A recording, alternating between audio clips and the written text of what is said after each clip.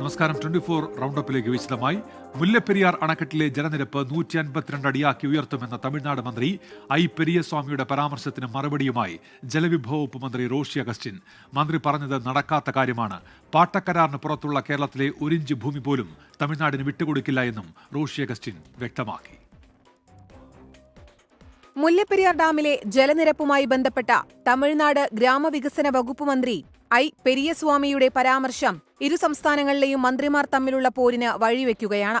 മുല്ലപ്പെരിയാർ അണക്കെട്ടിലെ ജലനിരപ്പ് 152 അടിയായി ഉയർത്തുമെന്നായിരുന്നു മന്ത്രി ഐ പെരിയസ്വാമിയുടെ പരാമർശം. തമിഴ്നാടിന്റെ സ്വപ്നം DMK സർക്കാർ നടപ്പിലാക്കും. സംസ്ഥാനത്തിന്റെ 1 ഇഞ്ച് ഭൂമി പോലും ആർക്കും വിട്ടു നൽകില്ലെന്നും പെരിയസ്വാമി പറഞ്ഞു. ஒரு தூசியை கூட நம்ம விட்டு கொடுக்க மாட்டோம். அதாவது கூட்டணி என்பது வேறு, அரசு என்பது வேறு. இது தமிழ்நாட்டினுடைய ஜீவாதார உரிமை. தென் மாவட்ட மக்களுடைய உரிமையை ஒரு துளி அளவு கூட எங்களுடைய முதல்வர் தளபதியார் விட்டு கொடுக்க மாட்டார். മന്ത്രി പെരിയസ്വാമി പറഞ്ഞത് നടക്കാത്ത കാര്യമാണെന്ന് സംസ്ഥാന ജലവിഭവ മന്ത്രി റോഷി അഗസ്റ്റിൻ തിരിച്ചടിച്ചു. പാട്ടക്കരാറിന് പുറത്തുള്ള കേരളത്തിന്റെ 1 ഇഞ്ച് ഭൂമി പോലും തമിഴ്നാടിന് വിട്ടു നൽകില്ല. അത് ഏതടിസ്ഥാനത്തിലാണ് പറഞ്ഞതെന്ന് എനിക്ക് മനസ്സിലാകുന്നില്ല. പാട്ടക്കരാറിന് പുറത്തുള്ള കേരളത്തിന്റെ 1 ഇഞ്ച് ഭൂമി പോലും വിട്ടുകൊടുക്കുന്ന പ്രശ്നം ഉദിക്കുന്നില്ല. അതിനെക്കുറിച്ച് ഒരു തല ആലോചനയും ഇല്ലെന്ന് മാത്രമല്ല, അതാണ് അതിന്റെ റിയലിസ്റ്റിക്കായ ഒരു കാര്യം. മുല്ലപ്പെരിയാർ അണക്കെട്ടിൽ അടിയന്തര അറ്റകുറ്റപ്പണികൾ നടത്താൻ കേരളം കഴിഞ്ഞയാഴ്ച തമിഴ്നാടിന് അനുമതി നൽകിയിരുന്നു. തമിഴ്നാട് മുഖ്യമന്ത്രി MK സ്റ്റാലിൻ മുഖ്യമന്ത്രി പിണറായി വിജയനുമായി നടത്തിയ ചർച്ചയ്ക്ക് പിന്നാലെയായിരുന്നു ഇത്. 24 ചെന്നൈ. മുല്ലപ്പെരിയാർ വിഷയത്തിൽ നിലപാടിൽ ഉറച്ച് DMK. ഡാം സുരക്ഷിതമെന്ന് DMK വക്താവ് TKS ഇളങ്കോവൻ പറഞ്ഞു. വിദഗ്ധ സമിതി റിപ്പോർട്ടിൽ ഡാം സുരക്ഷിതമാണ് എന്നാണുള്ളത്. തമിഴ്നാട്ടിലെ ജനങ്ങൾക്ക് വെള്ളം ലഭിക്കണം എന്നതാണ് DMKയുടെ നയമെന്നും TKS ഇളങ്കോവൻ 24നോട് പറഞ്ഞു. Increasing the water storage in a dam, and the authorities, specialists have said that the dam is strong. They have given a report, presented a report. We don't want Kerala people to get affected. That is not our intention. If it is really not safe, we will support Kerala because we have to save the people. But it is safe. That is what the experts had said. And we need water, that's all. ശക്തമായ പ്രതിപക്ഷ പ്രതിഷേധത്തിനിടെ ഒരു രാജ്യം ഒരു തെരഞ്ഞെടുപ്പ് bill ലോക്സഭയിൽ അവതരിപ്പിച്ചു. സഭയിലെ വോട്ടെടുപ്പിൽ ഭൂരിപക്ഷത്തിന്റെ അനുമതിയോടെയാണ് നിയമമന്ത്രി അർജുൻ റാം മെഘ്വാൾ ബിൽ അവതരിപ്പിച്ചത്. ബിൽ സംയുക്ത പാർലമെന്ററി സമിതിക്ക് വിടാനാണ് തീരുമാനം. JPCയിൽ 31 അംഗങ്ങൾ ഉണ്ടാകുമെന്നാണ് സൂചന. ബിൽ ഭരണഘടനയ്ക്കും ഫെഡറൽ വ്യവസ്ഥയ്ക്കും എതിരാണെന്ന് പ്രതിപക്ഷം കുറ്റപ്പെടുത്തി. ഒരു ബില്ല് അവതരണത്തിനായി ഇലക്ട്രോണിക് വോട്ടിംഗ് യന്ത്രം ഉപയോഗിച്ച് വോട്ടെടുപ്പ് നടത്തിയെന്ന അപൂർവതയ്ക്കാണ് ഇന്ന് ലോക്സഭ സാക്ഷ്യം വഹിച്ചത്. 198-നെതിരെ 269 വോട്ടുകൾക്ക് ബില്ലിന് അവതരണാനുമതി ലഭിച്ചു. With your permission,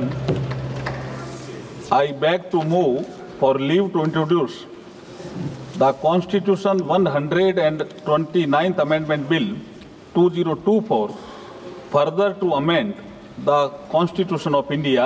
സംസ്ഥാന നിയമസഭകളുടെയും ലോക്സഭയുടെയും തെരഞ്ഞെടുപ്പ് ഒന്നിച്ച് നടത്താനുള്ള 129 ഭേദഗതി ബില്ല്, നിയമസഭകളുള്ള 3 കേന്ദ്രഭരണ പ്രദേശങ്ങളുടെ തെരഞ്ഞെടുപ്പ് ഒരുമിച്ച് നടത്താനുള്ള ബില്ല് എന്നിവ കേന്ദ്ര നിയമമന്ത്രി അർജുൻ റാം സഭയുടെ മേശപ്പുറത്ത് വെച്ചു. ഉടൻ തന്നെ എതിർപ്പുമായി പ്രതിപക്ഷമെത്തി. Allot me the time for only one person lead us, okay, but a constitution amendment bill drastically changing the electoral process of our country, that is to be introduced separately. That is to be introduction has to be discussed, then take the other bill. Otherwise, it will be not fair as far as constitutional amendment is concerned. Bill അവതരണത്തെ എതിർത്ത കോൺഗ്രസ് അംഗം മനീഷ് തിവാരി ചർച്ച ആവശ്യപ്പെട്ടു. And therefore, the bills which have been moved by the Honorable Minister of Law and Justice absolutely assault the basic structure of the Constitution and are beyond the legislative competence of this House. DMK, Trinamool Congress, Samajwadi party, NCP അടക്കം India സഖ്യത്തിലെ മുഴുവൻ പാർട്ടികളും സംസ്ഥാന നിയമസഭകളെ അട്ടിമറിക്കുന്ന bill അംഗീകരിക്കില്ലെന്നും JPCക്ക് വിടണമെന്നും ആവശ്യപ്പെട്ടു. തുടർന്ന് ആഭ്യന്തരമന്ത്രി അമിത്ഷായുടെ ഇടപെടൽ. മന്ത്രിസഭാ യോഗത്തിൽ പ്രധാനമന്ത്രി തന്നെ ബില്ല് JPCക്ക് വിടാമെന്ന് പറഞ്ഞിട്ടുണ്ടെന്ന് അമിത്ഷാ. JPCക്ക് വിടാൻ എതിർപ്പില്ലെന്ന് നിയമമന്ത്രിയും വ്യക്തമാക്കി. കോൺഗ്രസ് പാർട്ടി में विचार रख सकता है, मतलब विरोधी करना है, मगर विचार वक्त कर सकते हैं, इसका मतलब होता है पक्ष में भी बोल सकते हैं. ബില്ല് JPCക്ക് വിടുന്നതായുള്ള പ്രമേയം അടുത്ത ദിവസം നിയമമന്ത്രി അർജുൻ റാം മേഘ്വാൾ അവതരിപ്പിക്കും. 24 Delhi. with your permission, I wish to move. ഒരു രാജ്യം ഒരു തെരഞ്ഞെടുപ്പ് ബിൽ സംസ്ഥാനങ്ങളുടെ അധികാരത്തിൽ കൈകടത്തുന്നത് എന്ന് കൊടിക്കുന്നിൽ സുരേഷ് എം.പി. ബില്ലിൽ ഉടനീളം അനിശ്ചിതത്വമുണ്ടെന്നും കൊടിക്കുന്നിൽ സുരേഷ് പറഞ്ഞു. ലോക്സഭയുടെ കാലാവധി തീരുന്നതനുസരിച്ച് നിയമസഭകളുടെയും കാലാവധി തീരണമെന്ന് പറയുന്നത് അംഗീകരിക്കാൻ കഴിയില്ലെന്ന് N.K. പ്രേമചന്ദ്രൻ എം.പിയും പറഞ്ഞു. ഇതൊരു പ്രസിഡൻഷ്യൽ രീതിയിലേക്ക് രാജ്യത്തെ കൊണ്ടുപോകാനും ഒരു പാർട്ടി ഒരു രാജ്യം എന്ന ഒരു കാഴ്ചപ്പാടിലേക്ക് BJPയുടെ ഒരു ഹിന്ദുത്വ അജണ്ട നടപ്പാക്കുന്നതിൻ്റെ ഭാഗമായിട്ടുള്ള ഒരു നീക്കമാണ് എന്ന കാര്യം ഞങ്ങൾ പാർലമെന്റിൽ ലോക്സഭയിൽ ഉന്നയിക്കുകയുണ്ടായി. ഫെഡറൽ ജനാധിപത്യ വ്യവസ്ഥയുടെ അല്ലെങ്കിൽ ഫെഡറൽ ജനാധിപത്യ മൂല്യങ്ങളുടെ നഗ്നമായ ലംഘനം കൂടിയാണ്. ജനങ്ങൾ വോട്ട് ചെയ്ത് വിജയിപ്പിച്ച് അധികാരത്തിൽ വരുന്ന ഒരു ഗവൺമെന്റ് ലോക്സഭയുടെ ഡിസൊല്യൂഷൻ അനുസരിച്ച് അല്ലെങ്കിൽ ലോക്സഭയ്ക്ക് വിധേയമായി അതിൻ്റെ കാലാവധി നിർണ്ണയിക്കുക, നിശ്ചയിക്കപ്പെടുക എന്ന് പറയുന്ന ഒരു തരത്തിലും അംഗീകരിക്കാൻ കഴിയുന്നതല്ല. രാഹുൽ ഗാന്ധിയുടെ സ്നേഹത്തിന്റെ കട പ്രസ്താവന വിമർശിച്ച് കേന്ദ്ര ആഭ്യന്തരമന്ത്രി അമിത്ഷാ, സ്നേഹം കടയിൽ വിൽക്കേണ്ടതല്ല, സ്നേഹം പ്രചാരണമാക്കേണ്ട ഒന്നല്ല, സ്നേഹം ഹൃദയത്തിൽ ഒഴുകേണ്ട ഒന്നാണെന്നും അമിത്ഷാ പറഞ്ഞു. മന്ത്രിമാറ്റ തർക്കത്തിൽ NCP ദേശീയ അധ്യക്ഷൻ ശരത് പവാറിനെ അതൃപ്തി അറിയിച്ച് തോമസ് കെ തോമസ് MLA. സംസ്ഥാന നേതൃത്വത്തിന്റെ നിർദ്ദേശം AK ശശീന്ദ്രൻ മുഖവിലക്കെടുക്കുന്നില്ല എന്ന് സംസ്ഥാന അധ്യക്ഷൻ PC ചാക്കോയും ശരത് പവാറിനെ അറിയിച്ചു. തന്റെ കാര്യങ്ങൾ ശരത് പവാറിനെ ധരിപ്പിച്ചുവെന്നും അനുകൂല പ്രതികരണമാണ് ലഭിച്ചത് എന്നും തോമസ് കെ തോമസ്. ഞാൻ ഇവിടെ ഡൽഹി വന്നത് പവാർജിയെ കാണാനാണ്. എൻ്റെ മാനസികമായിട്ടുള്ള സകല വിഷയങ്ങളും അദ്ദേഹത്തെ ധരിപ്പിച്ചു. ഞാൻ അദ്ദേഹത്തിന് ലെറ്റർ കൊടുത്തു, അദ്ദേഹവുമായിട്ട് ഡിസ്കസ് ചെയ്തു. ഏകദേശം 3/4 മണിക്കൂറോളം ഞാൻ സംസാരിച്ചു.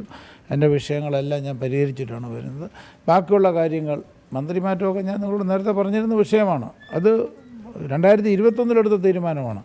ആ തീരുമാനം നടപ്പിലാക്കണമെന്ന് പവാർജിയുടെ തീരുമാനമാണ്, തോമസ് കെ തോമസിൻ്റെതല്ല. പാർട്ടിയുടെ തീരുമാനമാണ്. അത് പാർട്ടി നടപ്പിലാക്കട്ടെ.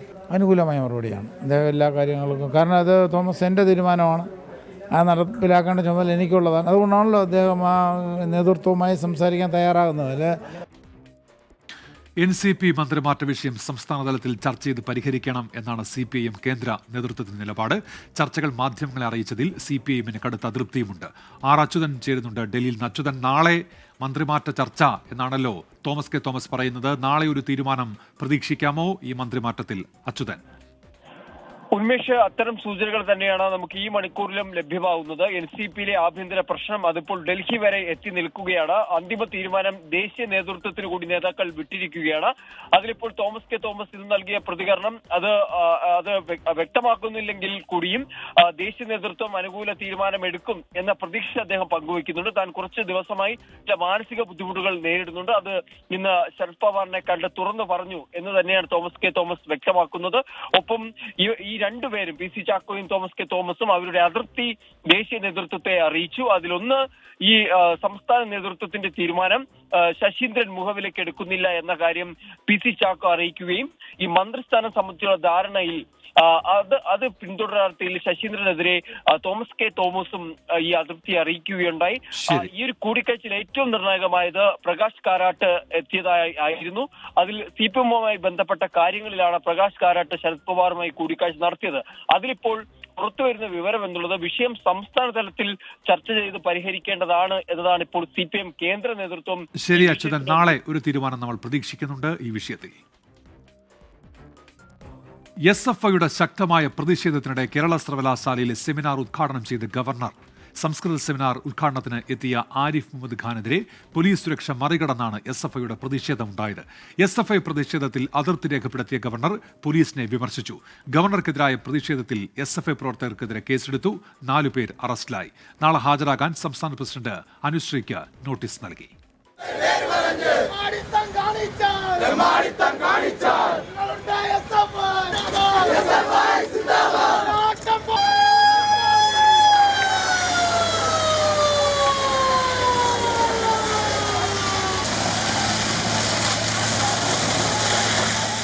കേരള സർവകലാശാല സംഘടിപ്പിച്ച സംസ്കൃത സെമിനാർ ഉദ്ഘാടനത്തിനിടെയായിരുന്നു SFIയുടെ പ്രതിഷേധം.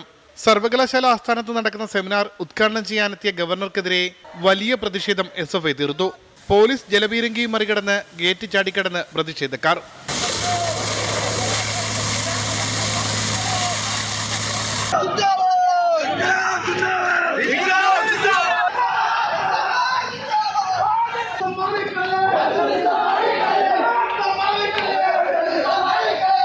SFIക്കാർ ഗവർണറുടെ പരിപാടി നടക്കുന്ന സെനറ്റ് ഹാളിന് പുറത്തെത്തി പ്രതിഷേധിച്ചു.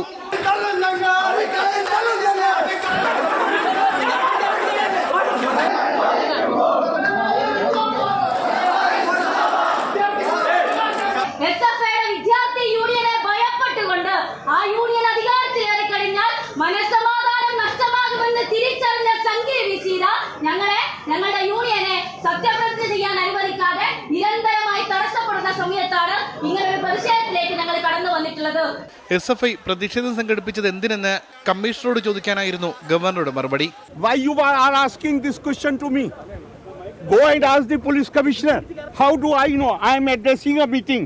You are not interested. Please listen to me now. You have asked the question. ഗവർണർക്കെതിരായ പ്രതിഷേധത്തിന്റെ ഭാഗമായി ഇടതുപക്ഷത്തെ 15 സിൻഡിക്കേറ്റ് അംഗങ്ങൾ ഇന്നത്തെ സർവകലാശാലയിലെ പരിപാടി ബഹിഷ്കരിച്ചിരുന്നു. 24 തിരുവനന്തപുരം. ഗവർണറുടെ ക്രിസ്മസ് വിരുന്നിൽ പങ്കെടുക്കാതെ മുഖ്യമന്ത്രിയും മന്ത്രിമാരും സർക്കാരിനെ പ്രതിനിധീകരിച്ച് ചീഫ് സെക്രട്ടറി മാത്രമാണ് എത്തിയത്. സർവകലാശാലകളിലെ ഗവർണറുടെ ഇടപെടലിൽ അതൃപ്തി തുടരുമ്പോഴാണ് മുഖ്യമന്ത്രിയും മന്ത്രിമാരും വിട്ടുനിന്നത്. മുഖ്യമന്ത്രി, സ്പീക്കർ, മന്ത്രിമാർ, MLA-മാർ, MP-മാർ ഉൾപ്പെടെ 400-ലധികം പേർക്കായിരുന്നു പരിപാടിയിലേക്ക് ക്ഷണം. എന്നാൽ ചീഫ് സെക്രട്ടറി മാത്രമാണ് സർക്കാരിനെ പ്രതിനിധീകരിച്ച് പങ്കെടുത്തത്. സർവകലാശാല VC നിയമനങ്ങളിൽ ഉൾപ്പെടെ ഗവർണറുടെ ഇടപെടലിൽ പ്രതിഷേധം നിലനിൽക്കുന്ന സാഹചര്യത്തിലാണ് സർക്കാർ ചടങ്ങ് ബഹിഷ്കരിച്ചത്. ഇന്ന് കേരള സർവകലാശാല സെമിനാറിൽ പങ്കെടുക്കാനെത്തിയ ഗവർണർക്കെതിരെ SFI വലിയ പ്രതിഷേധമാണ് സംഘടിപ്പിച്ചത്. ഇതിനു പിന്നാലെയാണ് വൈകുന്നേരത്തെ ക്രിസ്മസ് വിരുന്നിൽ നിന്നും മുഖ്യമന്ത്രിയും മന്ത്രിമാരും വിട്ടുനിന്നത്. വരും ദിവസങ്ങളിലും ഗവർണറെ പരോക്ഷമായി ബഹിഷ്കരിക്കാൻ തന്നെയാണ് സർക്കാർ തീരുമാനം. ഭരണപക്ഷം പരിപാടി ബഹിഷ്കരിച്ചെങ്കിലും കോൺഗ്രസിൽ നിന്ന് ചാണ്ടിയുമ്മൻ MLA പരിപാടിയിൽ പങ്കെടുത്തു. മതസാമൂഹിക നേതാക്കളും വിരുന്നിന്റെ ഭാഗമായി. 24 തിരുവനന്തപുരം. ക്രിസ്മസ് പരീക്ഷാ ചോദ്യപേപ്പർ ചോർച്ചയിൽ വിശദമായ അന്വേഷണത്തിന് ക്രൈംബ്രാഞ്ച്. ആരോപണ വിധേയനായ കോഴിക്കോട് കൊടുവള്ളിയിലെ MS സൊല്യൂഷൻ CEO ഷുഹൈബിന്റെ മൊഴി ഉടൻ രേഖപ്പെടുത്തും. മറ്റ് ഓൺലൈൻ പ്ലാറ്റ്ഫോമുകളിലെ സാധ്യതാ ചോദ്യങ്ങൾ നോക്കിയാണ് വീഡിയോ തയ്യാറാക്കിയത് എന്നാണ് ആരോപണ വിധേയനായ അധ്യാപകന്റെ വാദം. ചോദ്യപേപ്പർ ചോർത്തിയല്ല വീഡിയോ തയ്യാറാക്കിയതെന്ന് ആവർത്തിക്കുകയാണ് MS സൊല്യൂഷനിലെ ഇംഗ്ലീഷ് അധ്യാപകൻ. മറ്റ് ഓൺലൈൻ പ്ലാറ്റ്ഫോമുകളിലെ സാധ്യതാ ചോദ്യങ്ങൾ നോക്കിയാണ് വീഡിയോ തയ്യാറാക്കിയത്. അന്വേഷണവുമായി സഹകരിക്കുമെന്നും അധ്യാപകൻ 24നോട്. ഇതേ കാര്യങ്ങൾ 6 മണിക്കും 7 മണിക്കും വന്നിട്ടുള്ള മറ്റു പ്രമുഖ യൂട്യൂബ് ചാനലുകളിലെല്ലാം ഇതേ ചോദ്യങ്ങൾ ആവർത്തിച്ച് പറയുകയും ഇത് പ്രഡിക്ഷനായിട്ട് അവരും പറഞ്ഞിട്ടുണ്ട്. പക്ഷെ എന്തുകൊണ്ടാണ് MS സൊല്യൂഷനെതിരെ മാത്രം ഈ ആരോപണം വരുന്നത് എന്നൊരു മറുചോദ്യമാണ് എനിക്കവിടെ ചോദിക്കാനുള്ളത്. ഇംഗ്ലീഷിൻ്റെ ക്വസ്റ്റ്യൻ പേപ്പർ കൃത്യമായൊരു പാറ്റേൺ ഉണ്ട്. ആദ്യം ഒരു പാരഗ്രാഫ് കോംപ്രഹെൻഷൻ, പിന്നെ ഒരു പോം കോംപ്രഹെൻഷൻ, പിന്നെ അപ്രീസിയേഷൻ, പിന്നെ ഒരു ഔട്ട്സൈഡ് പാരഗ്രാഫ്, ഇങ്ങനെ അത് വരുന്ന ഒരു പാറ്റേൺ ഉണ്ട്. ആ പാറ്റേണിൽ തന്നെയാണ് ഞാൻ നേരത്തെ പറഞ്ഞ പ്രമുഖ ചാനലുകളും അതോടൊപ്പം നമ്മളും ക്വസ്റ്റ്യൻ പാറ്റേൺ തയ്യാറാക്കിയിട്ടുള്ളത്. അത് നേരത്തെ കഴിഞ്ഞ വർഷത്തെ ക്വസ്റ്റ്യൻ പേപ്പർ നോക്കിയിട്ടാണ് നമ്മൾ ആ പാറ്റേൺ തയ്യാറാക്കിയിട്ടുള്ളത്. സംഭവത്തിൽ പ്രതിഷേധം ഘടിപ്പിക്കുമെന്ന് KSU കോഴിക്കോട് ജില്ലാ പ്രസിഡന്റ് VD സുരജ്. MS സൊല്യൂഷനിൽ തുടങ്ങി MS സൊല്യൂഷനിൽ അവസാനിപ്പിക്കാനാണ് സർക്കാർ വിചാരിക്കുന്നെങ്കിൽ അവിടം കൊണ്ടൊന്നും ഇരുതിരില്ല. ശക്തമായ സമര പരിപാടികളുമായി KSU മുന്നോട്ട് പോകുമെന്ന് പറയാൻ ആഗ്രഹിക്കുന്നു. ചോദ്യപേപ്പർ ചോർച്ചയിൽ ക്രൈംബ്രാഞ്ച് പ്രാഥമിക അന്വേഷണം തുടങ്ങി. കോഴിക്കോട് ക്രൈംബ്രാഞ്ച് SP മൊയ്തീൻകുട്ടിയുടെ നേതൃത്വത്തിലാണ് അന്വേഷണം. MS സൊല്യൂഷൻ CEO ഷുഹൈബിന്റെ മൊഴി പ്രത്യേക അന്വേഷണ സംഘം ഉടൻ രേഖപ്പെടുത്തും. വിഷയത്തിൽ വിദ്യാഭ്യാസ വകുപ്പും അന്വേഷണം തുടങ്ങി. 24 കോഴിക്കോട്. ചോദ്യപേപ്പർ ചോർച്ച വിവാദത്തിൽ ആരോപണം നേരിടുന്ന യൂട്യൂബ് ചാനലിൽ വീണ്ടും ലൈവ്. കോഴിക്കോട് കൊടുവള്ളി കേന്ദ്രീകരിച്ച് പ്രവർത്തിക്കുന്ന MS സൊല്യൂഷൻസ് ആണ് വീണ്ടും പ്രവർത്തനം തുടങ്ങിയത്. നാളെ നടക്കാനിരിക്കുന്ന കെമിസ്ട്രി പരീക്ഷയുടെ ക്ലാസുമായാണ് CEO പ്രത്യക്ഷപ്പെട്ടത്. ചെയ്യാത്ത കുറ്റത്തിനാണ് ആരോപണം നേരിടുന്നത് എന്നാണ് വിശദീകരണം.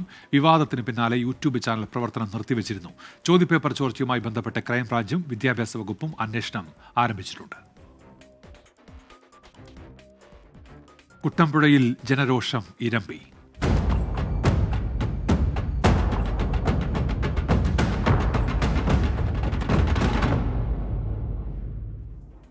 എറണാകുളം കോതമംഗലത്ത് കാട്ടാന ആക്രമണത്തിൽ കൊല്ലപ്പെട്ട എൽദോസിന് വിട നൽകിയ നാട്. ചേലോട് കുറുമറ്റം സെമിത്തേരിയിലായിരുന്നു സംസ്കാരം. ആക്രമണത്തിൽ എൽദോസിന്റെ ആന്തരിക അവയവങ്ങൾക്ക് കാര്യമായി ക്ഷതമേറ്റു എന്നാണ് പോസ്റ്റ്മോർട്ടം റിപ്പോർട്ട്. കാട്ടാന ആക്രമണത്തിൽ വൻ പ്രതിഷേധത്തിനാണ് കോതമംഗലം ഇന്ന് സാക്ഷ്യം വഹിച്ചത്.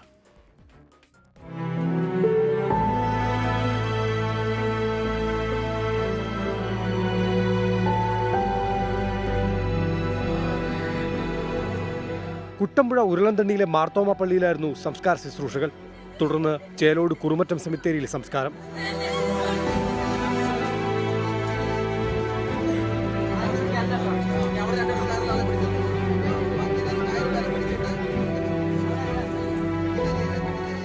എറണാകുളം കളമശ്ശേരി മെഡിക്കൽ കോളേജിലെ പോസ്റ്റ്മോർട്ടം നടപടികൾക്ക് ശേഷം 12 മണിയോടെയാണ് എൽദോസിന് മൃതദേഹം ബന്ധുക്കൾക്ക് വിട്ടു നൽകിയത്. കണാച്ചേരിയിലെ വീട്ടിൽ മൃതദേഹം പൊതുദർശനത്തിന് വെച്ചു.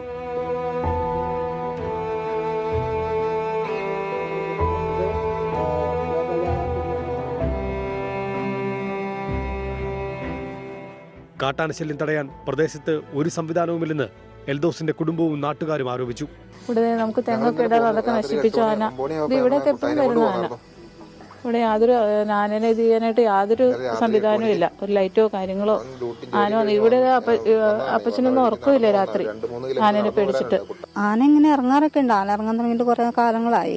ഇവിടെ ഫോറസ്റ്റുകാരോട് പറഞ്ഞ് അവരോട് പലരോടും പല രീതിയിലും പറഞ്ഞതാ. പക്ഷെ ആരും അത്ര ഗവനിക്കുന്നില്ല. പണ്ട് ഇവിടെ ഒരു പെൻസിലിംഗ് വലിച്ചായിരുന്നു, അത് കംപ്ലീറ്റ് പോയി.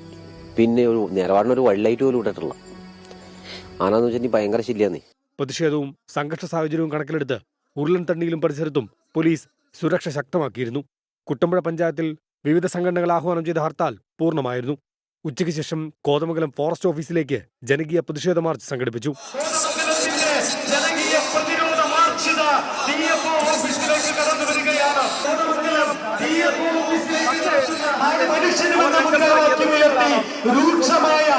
എറണാകുളത്ത് സെക്യൂരിറ്റി ജീവനക്കാരനായിരുന്ന എൽദോസ് വർഗീസ് ജോലി കഴിഞ്ഞെത്തി വീട്ടിലേക്ക് നടന്നു പോകും വഴിയാണ് ഇന്നലെ രാത്രി കാട്ടാനയുടെ ആക്രമണമുണ്ടായത്. എൽദോസ് ദാരുണമായി കൊല്ലപ്പെട്ട സ്ഥലത്ത് നാട്ടുകാർ വലിയ പ്രതിഷേധവുമായി എത്തിയിരുന്നു. ജില്ലാ കളക്ടർ നടത്തിയ ചർച്ചയെ തുടർന്നാണ് പ്രതിഷേധം അവസാനിപ്പിച്ചത്. സാധാരണ കാണാറുള്ള അപേക്ഷയുടെ സ്വരം സമരക്കാർ മാറ്റിയിരിക്കുന്നു. നിലവിലവർ മുന്നറിയിപ്പിലേക്കാണ് ഇപ്പോൾ കടന്നിരിക്കുന്നത്. ഇനിയെങ്കിലും തിരുത്തിയാൽ ഭരണകൂടത്തിന് കൊള്ളാം. ക്യാമറമാൻ നിഖിലിനൊപ്പം എസ് ശ്രീകാന്ത്, 24 കൊച്ചി.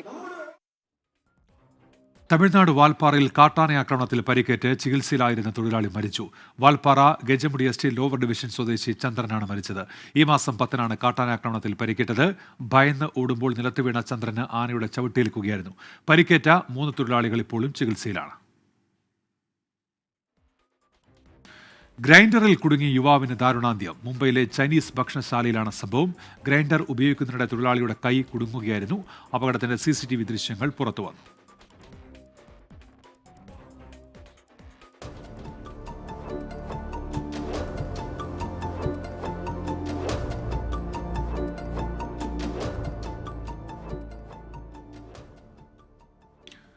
സംസ്ഥാനത്ത് തുടർച്ചയായി ഉണ്ടാകുന്ന റോഡ് അപകടങ്ങൾ തടയാൻ നിർണായക നീക്കങ്ങളുമായി ഗതാഗത വകുപ്പ്. പനയമ്പാടത്ത് വാഹനങ്ങളുടെ വേഗം കുറയ്ക്കാനുള്ള നടപടികൾ തുടങ്ങി. ബ്ലാക്ക് സ്പോട്ടുകൾ കേന്ദ്രീകരിച്ച് പരിശോധന ശക്തമാക്കും. സ്വകാര്യ ബസ് ഇടിച്ച് അപകടമുണ്ടായാൽ ബസിന്റെ പെർമിറ്റ് റദ്ദാക്കുമെന്ന് ഗതാഗത മന്ത്രി KB ഗണേഷ് കുമാർ അറിയിച്ചു. 24-ന്റെ സീറോ ആക്സിഡന്റ് കേരള ക്യാമ്പയിന് നാളെ തുടക്കമാവുകയാണ്. കഴിഞ്ഞ ദിവസങ്ങളിലുണ്ടായ അപകട മരണങ്ങളുടെ പശ്ചാത്തലത്തിൽ 2 ദിവസമാണ് ഗതാഗത വകുപ്പ് യോഗം ചേർന്നത്. ആദ്യഘട്ടത്തിൽ പ്രാധാന്യം നൽകുന്നത് 4 കുട്ടികളുടെ മരണത്തിനിടയാക്കിയ പാലക്കാട് പനയമ്പാടത്താണ്. ഇവിടെ സ്ഥിരമായി ഡിവൈഡർ സ്ഥാപിക്കും. ബസ് ബേ മാറ്റി സ്ഥാപിക്കും. ഡിവൈഡർ സ്ഥാപിക്കാൻ 1 കോടി രൂപ അനുവദിക്കാനും ഊരാളുങ്കൽ സൊസൈറ്റിക്ക് കരാർ നൽകാനും തീരുമാനിച്ചു. പാലക്കാടിനും കോഴിക്കോടിനുമിടയിൽ 16 സ്ഥലങ്ങളിൽ ബ്ലാക്ക് സ്പോട്ടുകൾ കണ്ടെത്തിയിട്ടുണ്ട്. ഈ സ്ഥലങ്ങളിൽ NHA മാറ്റം വരുത്തും. ഒരു പെർമനന്റ് ഡിവൈഡർ വെച്ചുകൊണ്ട് ആ റോഡിനെ കൃത്യമായി ഡിവൈഡ് ചെയ്യും. ജംഗ്ഷനിലുള്ള ബസ് ബേ അവിടുന്ന് മാറ്റും. ആ ബസ് ബേ ആണ് ഈ അപകടങ്ങൾ വിളിച്ചു വരുന്നൊരു സാധനം. പിന്നെ പാലക്കാടിനും കോഴിക്കോടിനും ഇടയ്ക്ക് 16 ബ്ലാക്ക് സ്പോട്ടുകൾ കണ്ടുപിടിച്ചിരിക്കുന്നു. അപ്പോൾ അതിൽ കൂടുതലും വരുന്നത് രാമനാട്ടുകര ഭാഗത്തൊക്കെയാണ്. അപ്പോൾ അത് റെക്ടിഫൈ ചെയ്യാൻ വേണ്ടി അവർ നടപടിയെടുക്കും എന്ന് പറയും. റോഡ് നിയമലംഘനങ്ങൾ കണ്ടെത്താൻ എൻഫോഴ്സ്മെന്റ് നടപടികൾ ശക്തമാക്കും. സ്വകാര്യ ബസ് ഇടിച്ച് ആരെങ്കിലും മരിച്ചാൽ ബസിന്റെ പെർമിറ്റ് 6 മാസത്തേക്ക് റദ്ദാക്കും. സ്വകാര്യ ബസ്സുകൾ ഇനി ആളുകളെ ഇടിച്ചു കൊന്നാൽ 6 മാസത്തേക്ക് പെർമിറ്റ് സസ്പെൻഡ് ചെയ്യും.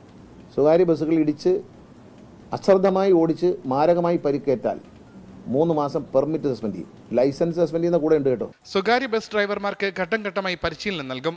എല്ലാ സ്വകാര്യ ബസ് ജീവനക്കാർക്കും NOC നിർബന്ധമാക്കാനും തീരുമാനിച്ചു. 24 തിരുവനന്തപുരം.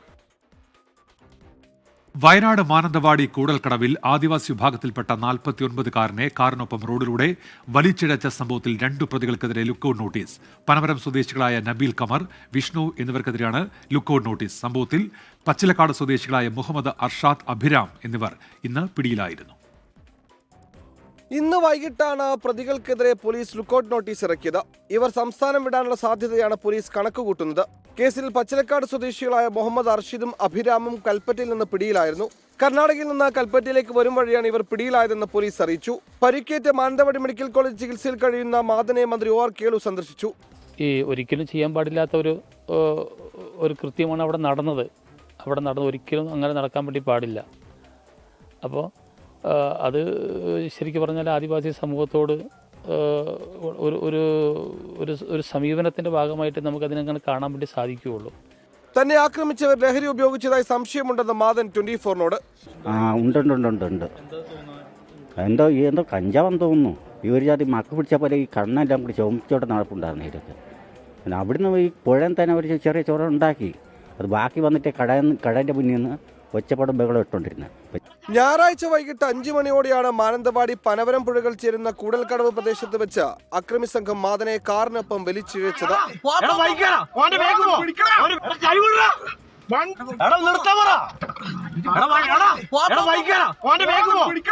24 വയനാട്. ആംബുലൻസ് കിട്ടാത്തതിനാൽ വയനാട്ടിൽ ആദിവാസി വയോധികയുടെ മൃതദേഹം ഓട്ടോറിക്ഷയിൽ കൊണ്ടുപോയ സംഭവത്തിൽ പരാതിയുമായി കുടുംബം. പലതവണ ST പ്രൊമോട്ടറോട് ആംബുലൻസ് ആവശ്യപ്പെട്ടെങ്കിലും ലഭ്യമായില്ല എന്നാണ് പരാതി. പഞ്ചായത്ത് ഭരണസമിതിക്ക് വീഴ്ച സംഭവിച്ചുവെന്ന് മന്ത്രി OR കേളു കുറ്റപ്പെടുത്തി. പുറത്തുനിന്ന് ആംബുലൻസ് വിളിച്ചാൽ നൽകാൻ ഫണ്ടില്ല എന്നാണ് സസ്പെൻഷനിലായ ST പ്രൊമോട്ടർ മഹേഷിന്റെ പ്രതികരണം.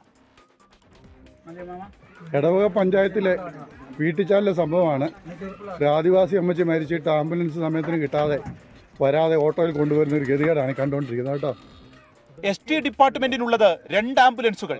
2ഉം സമയത്ത് ലഭിച്ചില്ല. മറ്റൊരു സഹായവും ലഭിക്കില്ലെന്നും ഉറപ്പായതോടെ കുടുംബം ഓട്ടോറിക്ഷയെ ആശ്രയിച്ചു. വീട്ടിച്ചാലൂരിലെ ചുണ്ടമ്മയുടെ മൃതദേഹം 4.5 കിലോമീറ്റർ അകലെയുള്ള ശ്മശാനത്തിലേക്ക് അങ്ങനെ കൊണ്ടുപോയി. 24 മണിക്കൂർ കഴിഞ്ഞ ബോഡി പിന്നെ മണക്കാൻ തുടങ്ങി. ബോഡി വയസ്സും ആയതുകൊണ്ട് 90 വയസ്സുണ്ട്. റെയിൽവേ ഓഫീസിലേക്ക് പരാതി കൊടുക്കണം. കാരണം ഇനിയൊരു STക്ക് ഇങ്ങനത്തെ ഒരു ഗതി വരാൻ പാടില്ല. വിഷയത്തിൽ രാഷ്ട്രീയ ആരോപണ പ്രത്യാരോപണങ്ങളാണ് LDFും UDFും നടത്തുന്നത്. ആംബുലൻസ് ലഭ്യമാക്കുന്നതിൽ എടവക പഞ്ചായത്ത് അധികൃതർക്ക് വീഴ്ച സംഭവിച്ചെന്ന് മന്ത്രി OR Kelu. Panchayat president, ward member, അതേപോലെ തന്നെ പ്രൊമോട്ടർ, സാമൂഹിക പ്രവർത്തകർ എല്ലാവരും ഉണ്ടായിരുന്നു. പക്ഷേ അവരൊന്നും ആ ഒരു കാര്യത്തെപ്പറ്റി ചിന്തിക്കുന്നതിനും അല്ലെങ്കിൽ അവരെ സഹായിക്കുന്നതിനും മുതിരാതെ അവരൊരു ഓട്ടോറിക്ഷ കൊണ്ടുവന്നു അതിൽ കയറ്റിയത് അത് വീഡിയോ എടുക്കാനും അത് പ്രചരിപ്പിക്കാനും അതിനെ ഒരു രാഷ്ട്രീയപരമായിട്ട് കാണുകയും ചെയ്യുക എന്ന് പറഞ്ഞു കഴിഞ്ഞാൽ അതെന്തൊരു സമീപനമാണ്, അതെന്തൊരു സംസ്കാരമാണ്. ആംബുലൻസ് ഇല്ല എന്ന കാര്യം പഞ്ചായത്തിനെ അറിയിക്കുന്നതിൽ പ്രൊമോട്ടർക്ക് വീഴ്ച പറ്റിയെന്നാണ് എടവക പഞ്ചായത്തിന്റെ വാദം. പുറത്തുനിന്ന് ആംബുലൻസ് വിളിച്ചാൽ നൽകാൻ പണമില്ലെന്ന് പ്രൊമോട്ടർ മഹേഷ് 24നോട്. പുറത്തുനിന്ന് വിളിക്കാൻ പറ്റില്ല. നമുക്കിപ്പോൾ കയ്യിൽ നിന്ന് ഞാൻ ഒരു 10 മാസം എനിക്ക് ട്രിപ്പ് ഷീറ്റിന് കൊടുത്തിട്ട് അത് ഇതുവരെയായിട്ട് എൻ്റെ അക്കൗണ്ടിൽ കയറിയില്ല. നിലവിൽ മഹേഷ് സസ്പെൻഷനിലാണ്. പക്ഷേ ആംബുലൻസ് എത്തിക്കുന്നതിൽ ഇടപെടേണ്ട എല്ലാ സംവിധാനങ്ങളുടെയും വീഴ്ച ഇവിടെ വ്യക്തമാണ്. അർഷക്കിനൊപ്പം വിപിൻ C വിജയൻ, 24 വയനാട്. ശബരി റെയിൽ പദ്ധതി 2 ഘട്ടങ്ങളായി പൂർത്തിയാക്കാൻ മുഖ്യമന്ത്രി പിണറായി വിജയൻ അധ്യക്ഷതയിൽ ചേർന്ന യോഗത്തിൽ തീരുമാനം. ഇതിന് അനുമതി ലഭ്യമാക്കാൻ കേന്ദ്ര സർക്കാരിനോട് അഭ്യർത്ഥിക്കും. നിർമ്മാണ തുക കടമെടുപ്പ് പരിധിയിൽ നിന്ന് ഒഴിവാക്കണമെന്ന് കേന്ദ്രത്തോട് ആവശ്യപ്പെടും. കേരളത്തിന്റെ റെയിൽവേ വികസന സ്വപ്നങ്ങൾക്ക് പുതിയ ചിറക് സമ്മാനിക്കുന്ന ശബരി പദ്ധതിയുമായി മുന്നോട്ടു പോകാനാണ് സംസ്ഥാന സർക്കാരിന്റെ തീരുമാനം. ഇതുമായി ബന്ധപ്പെട്ട നടപടിക്രമങ്ങൾ വേഗത്തിൽ പൂർത്തിയാക്കും. അടിയന്തരമായി പദ്ധതിക്ക് അനുമതി നൽകാൻ കേന്ദ്ര സർക്കാരിനോട് അഭ്യർത്ഥിക്കും. ആദ്യഘട്ടത്തിൽ അങ്കമാലി എരുമേലി നിലയ്ക്കൽ പാത പൂർത്തീകരിക്കും. ഒപ്പം നിർമ്മാണ ചെലവിന്റെ 50% തുക കിഫ്ബി വഹിക്കാമെന്ന സർക്കാർ തീരുമാനം തുടരും. ഈ തുക കടമെടുപ്പ് പരിധിയിൽ നിന്ന് ഒഴിവാക്കണമെന്ന ആവശ്യം അംഗീകരിച്ചു കിട്ടാൻ കേന്ദ്ര സർക്കാരുമായി ബന്ധപ്പെടും. നിർമ്മാണ തുക കടമെടുപ്പ് പരിധിയിൽ നിന്ന് ഒഴിവാക്കണമെന്ന് കേന്ദ്രത്തോട് സംസ്ഥാനം ആവശ്യപ്പെടും. RBIയുമായി ചേർന്നുള്ള ത്രികക്ഷി കരാർ വേണ്ടെന്ന നിലപാടാണ് മുഖ്യമന്ത്രിക്കുള്ളത്. എന്നാൽ ഇക്കാര്യം കേന്ദ്രം അംഗീകരിക്കാൻ സാധ്യതയില്ല. നിലവിൽ സിംഗിൾ ലൈനുമായി മുന്നോട്ടു പോകാനും വികസന ഘട്ടത്തിൽ പാത ഇരട്ടിപ്പിക്കൽ പരിഗണിക്കാമെന്നും മുഖ്യമന്ത്രി യോഗത്തെ അറിയിച്ചു. നിലവിൽ കേന്ദ്ര സർക്കാരിന്റെ പരിഗണനയിലുള്ള ചെങ്ങന്നൂർ പമ്പ പദ്ധതിക്ക് പകരം വിഴിഞ്ഞത്തെ ബന്ധിപ്പിക്കാവുന്ന പദ്ധതിയായി ഭാവിയിൽ ശബരി പദ്ധതിയെ വികസിപ്പിക്കാമെന്നാണ് സംസ്ഥാനത്തിന്റെ പ്രതീക്ഷ. പദ്ധതിക്കായി 8 കിലോമീറ്ററോളം സ്ഥലമെടുപ്പ് പൂർത്തിയായി. അങ്കമാലിക്കും കാലടിക്കുമിടയിലുള്ള 7 കിലോമീറ്റർ പാതയുടെ നിർമ്മാണം ഇതിനോടകം പൂർത്തിയായിട്ടുണ്ട്. 24 തിരുവനന്തപുരം. തർക്കം നിലനിൽക്കുന്ന 6 പള്ളികളിൽ കോടതി ഉത്തരവുണ്ടാകുന്നതുവരെ തൽസ്ഥിതി തുടരണമെന്ന് ഓർത്തഡോക്സ് യാക്കോബായ പള്ളിത്തർക്കത്തിൽ സുപ്രീംകോടതി. ഓർത്തഡോക്സ് യാക്കോബായ സഭകൾക്ക് കീഴിൽ വരുന്ന പള്ളികളുടെ എണ്ണം അറിയിക്കാനും സംസ്ഥാന സർക്കാരിന് സുപ്രീംകോടതി നിർദ്ദേശം നൽകി. അടുത്ത ജനുവരി 29-30 തീയതികളിൽ സുപ്രീംകോടതി വിശദമായ വാദം കേൾക്കും. ഓർത്തഡോക്സ് യാക്കോബായ പള്ളിത്തർക്കത്തിൽ ഈ മാസം 3-ന് സുപ്രീംകോടതി പുറപ്പെടുവിച്ച ഇടക്കാല ഉത്തരവ് പാലിക്കുന്നതിൽ ഇരുകൂട്ടരും പ്രശ്നമുന്നയിച്ചതോടെയാണ് വീണ്ടും കോടതി ഇടപെടൽ. കേസിൽ വിശദമായ വാദം കേട്ട ശേഷം ഉത്തരവുണ്ടാകുന്നതുവരെ തർക്കത്തിലുള്ള എറണാകുളം, പാലക്കാട് ജില്ലകളിലെ 6 പള്ളികളുടെ കൈമാറ്റത്തിൽ തൽസ്ഥിതി തുടരണം. പള്ളികളിൽ അനിഷ്ട സംഭവങ്ങൾ ഉണ്ടാകരുത്. കേരളത്തിൽ ഓർത്തഡോക്സ് യാക്കോബായ വിഭാഗത്തിൽപ്പെട്ട വിശ്വാസികളുടെ എണ്ണവും ഇരുസഭകൾക്ക് കീഴിൽ വരുന്ന പള്ളികളുടെ എണ്ണവും സമർപ്പിക്കാൻ സംസ്ഥാന സർക്കാരിനോട് സുപ്രീംകോടതി നിർദ്ദേശിച്ചു. ഓർത്തഡോക്സ് സഭയുടെ പള്ളികളിലെ സെമിത്തേരികളിൽ ശവസംസ്കാര ശുശ്രൂഷകൾ നടത്താൻ യാക്കോബായ സഭയെ അനുവദിക്കാൻ കഴിയില്ലെന്ന് ഓർത്തഡോക്സ് സഭ കോടതിയിൽ ആവർത്തിച്ചു. പള്ളികളുടെ ഭരണം ഓർത്തഡോക്സ് വിഭാഗത്തിന് കൈമാറിയാൽ അത് ആരാധനാലയ നിയമത്തിന് വിരുദ്ധമാകുമെന്നാണ് യാക്കോബായ സഭയുടെ വാദം. 24 ഡൽഹി. കർദിനാളായ ശേഷം മാർ ജോർജ് കൂവക്കാട്ടിൽ വത്തിക്കാനിൽ നിന്ന് നാട്ടിൽ തിരിച്ചെത്തി. മാതാപിതാക്കളും വിശ്വാസികളും ചേർന്ന് നെടുമ്പാശ്ശേരി വിമാനത്താവളത്തിൽ അദ്ദേഹത്തെ സ്വീകരിച്ചു. തുടർന്ന് ജന്മനാടായ ചങ്ങനാശ്ശേരിയിലേക്ക് അദ്ദേഹം പോയി. രാജ്യവും നാടും നൽകിയ പിന്തുണ അത്ഭുതപ്പെടുത്തിയെന്ന് കർദിനാൾ മാർ ജോർജ് കൂവക്കാട്ടിൽ പറഞ്ഞു. പരിശുദ്ധ പിതാവിൻ്റെ ഭാരതത്തിലേക്കുള്ള സന്ദർശനത്തിനുള്ള സാധ്യതകളുണ്ട്. പക്ഷേ ഏത് സമയത്താണെന്നുള്ളതിനെപ്പറ്റി നമുക്ക് വ്യക്തതയായിട്ടില്ല. 2020 ശേഷമാകാനാണ് കൂടുതൽ സാധ്യത. കാരണം 2025 ഈശോ ജനിച്ചിട്ട് 2025 ആകുന്ന ജൂബിലി വർഷമാണ്. അതുകൊണ്ട് റോമിൽ തന്നെ ധാരാളം പരിപാടികളുണ്ട്. പരിശുദ്ധ പിതാവ് റോമിൽ തന്നെ ആയിരിക്കാനാണ് സാധ്യത. പക്ഷേ നമുക്ക് അത് പിതാവിൻ്റെ ഒരു എത്രയും വേഗം ഉള്ള ഒരു യാത്ര നമുക്ക് തള്ളിക്കളയാൻ പറ്റത്തില്ല. നമുക്ക് അങ്ങനെ പ്രതീക്ഷിക്കുകയും പ്രാർത്ഥിക്കുകയും ചെയ്യും. വ്യായാമ കൂട്ടായ്മയായ MEG7 പിന്തുണയുമായി യൂത്ത് കോൺഗ്രസ് മലപ്പുറം ചേളാരിയിൽ കൂട്ടായ്മയിൽ പങ്കെടുത്താണ് സംസ്ഥാന vice president Abin Varkey MEG7 പിന്തുണ അറിയിച്ചത്. CPIM കോഴിക്കോട് ജില്ലാ സെക്രട്ടറി P മോഹനൻ മലബാറിൽ വർഗീയത പരത്തുകയാണെന്ന് യൂത്ത് കോൺഗ്രസിന്റെ ആരോപണം. MEG7-നെതിരെയുള്ള ആരോപണത്തിൽ CPIM മലക്കം മറിഞ്ഞതിന് പിന്നാലെ വിവാദം രാഷ്ട്രീയ ആയുധമാക്കുകയാണ് യൂത്ത് കോൺഗ്രസ്. ചേളാരിയിൽ MEG7-ന്റെ വ്യായാമത്തിൽ യൂത്ത് കോൺഗ്രസ് സംസ്ഥാന വൈസ് പ്രസിഡന്റ് അബിൻ വർക്കി ഭാഗമായി.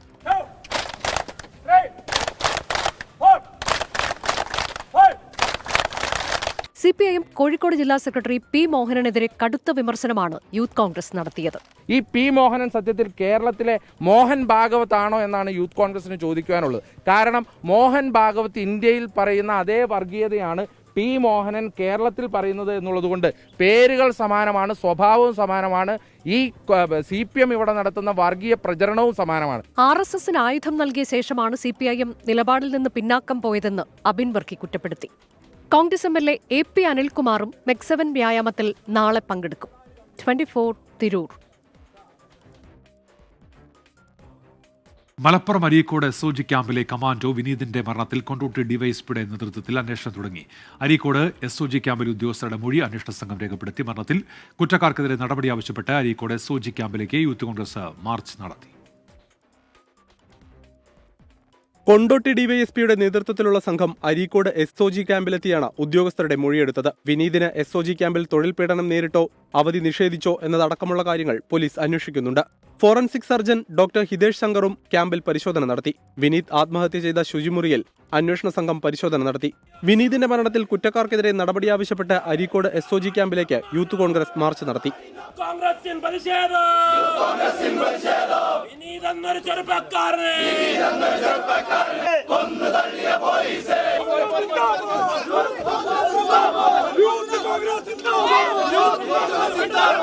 ഞായറാഴ്ചയാണ് ക്യാമ്പിലെ ശുചിമുറിയിൽ SOG കമാൻഡോ ആയിരുന്ന വിനീത് സ്വയം നിറയൊഴിച്ച് ജീവനൊടുക്കിയത്. തൊഴിൽ സമ്മർദ്ദമാണ് മരണത്തിന് കാരണമെന്നാണ് ആരോപണം. 24 മലപ്പുറം. തിരുവനന്തപുരത്ത് വീട്ടിൽ കയറി ഗൃഹനാഥനെ നായയെ കൊണ്ട് കടിപ്പിച്ച സംഭവത്തിൽ കുപ്രസിദ്ധ ഗുണ്ട കമ്രാൻ സമീർ പിടിയിൽ. കഠിനംകുളം പോലീസാണ് പ്രതിയെ പിടികൂടിയത്. 2 ദിവസം മുമ്പാണ് കഠിനംകുളം സ്റ്റേഷനിലെ റൌഡി ലിസ്റ്റിൽ ഉൾപ്പെട്ട കമ്രാൻ സമീർ കഠിനംകുളം സ്വദേശി സക്കീറിന്റെ വീടിനുള്ളിൽ അതിക്രമിച്ച് കയറി വളർത്തുനായെ കൊണ്ട് കടിപ്പിച്ചത്. മുൻവൈരാഗ്യം മൂലമായിരുന്നു ആക്രമണം. പരാതി നൽകിയതിന് പിന്നാലെ സക്കീറിന്റെ വീടിന് നേരെ പ്രതി പെട്രോൾ ബോംബ് എറിഞ്ഞു. തുടർന്ന് ഒളിവിൽ പോവുകയായിരുന്നു. സക്കീറിന്റെ പരാതിയിൽ ജാമ്യമില്ലാ വകുപ്പുകൾ ചുമത്തി കേസെടുത്തിരുന്നു. സക്കീറിനെ കൂടാതെ 2 ഇതര സംസ്ഥാന തൊഴിലാളികൾക്കും നായയുടെ കടിയേറ്റു. സമീറിനെ ഉടൻ കോടതിയിൽ ഹാജരാക്കും. 24 തിരുവനന്തപുരം.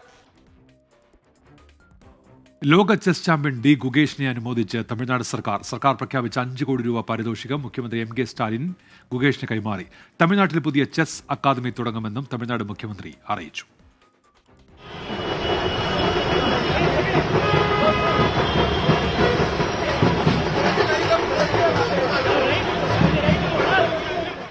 വിശ്വം ജയിച്ചെത്തിയ ഗുഗേഷിന് തമിഴ്നാട് സർക്കാരിന്റെ ആദരം. കായിക വകുപ്പ് സംഘടിപ്പിച്ച പരിപാടിയിൽ മുഖ്യമന്ത്രി എം.കെ. സ്റ്റാലിൻ നേരിട്ടെത്തിയാണ് ഗുഗേഷിനെ അഭിനന്ദിച്ചത്.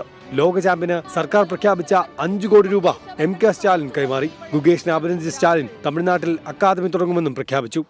உலக செஸ் சாம்பியன் பட்டத்தை வென்றுள்ள நம்ம குகேஷை நான் பாராட்டுகிறேன், வாழ்த்துகிறேன், புகழ் மாலை சூட்டுகிறேன்.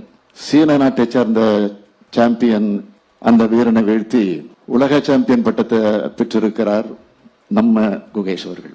புதிய சாதனை படைச்சிருக்கிறார் நம்ம பையன், ചെന്നൈ പയ്യൻ.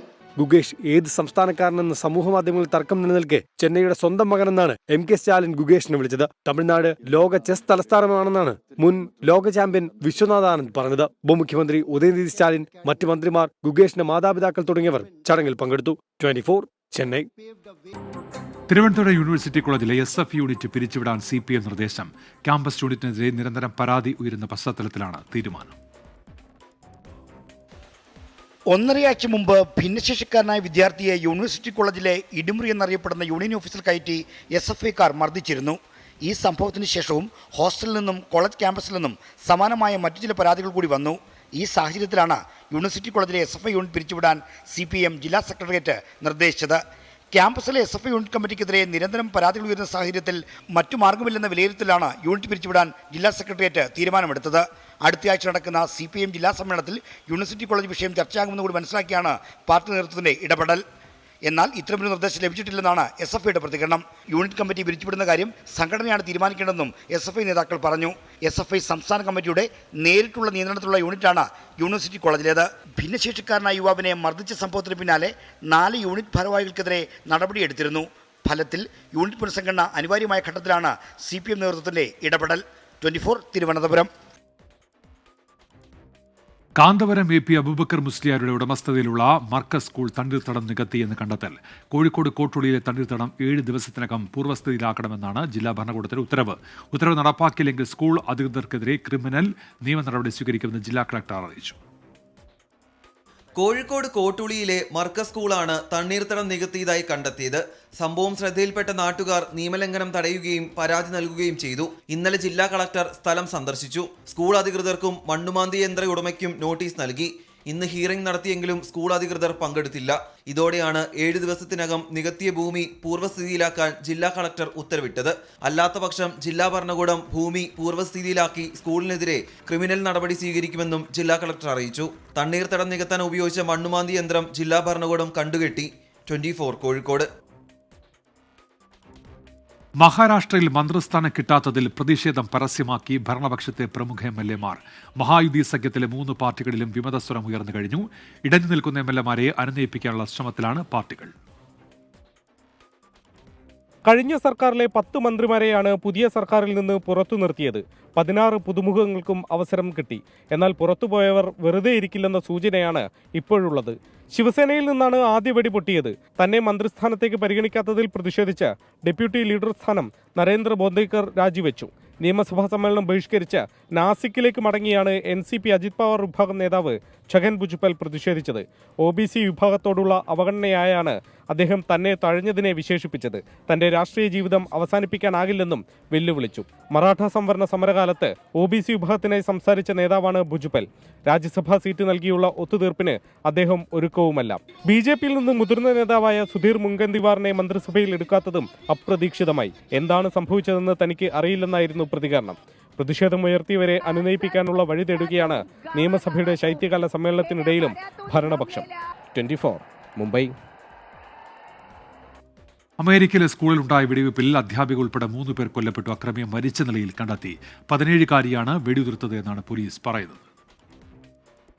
LKG മുതൽ 12ാം ക്ലാസ് വരെയുള്ള അബുൻഡാൻ ലൈഫ് ക്രിസ്ത്യൻ സ്കൂളിലാണ് വെടിവെപ്പുണ്ടായത്. 440 വിദ്യാർത്ഥികളാണ് ഇവിടെ പഠിക്കുന്നത്. തിങ്കളാഴ്ച രാവിലെ 11 മണിക്കാണ് സംഭവം. വെടിവെപ്പിൽ 6 വിദ്യാർത്ഥികൾക്ക് പരിക്കേറ്റു. 2 വിദ്യാർത്ഥികളുടെ നില അതീവ ഗുരുതരമാണെന്ന് മാഡിസൺ പോലീസ് മേധാവി അറിയിച്ചു. കൊല്ലപ്പെട്ടവരുടെ വിശദാംശങ്ങൾ പോലീസ് പുറത്തുവിട്ടിട്ടില്ല. കൈത്തോക്കുമായാണ് വെടിവെപ്പ് നടത്തിയ കുട്ടി സ്കൂളിലെത്തിയതെന്നാണ് വിവരം. സ്കൂളിൽ കൃത്യസമയത്തെത്തിയ വിദ്യാർത്ഥി 3 മണിക്കൂറിനു ശേഷമാണ് തോക്ക് പുറത്തെടുത്ത് ആക്രമണം നടത്തിയത്.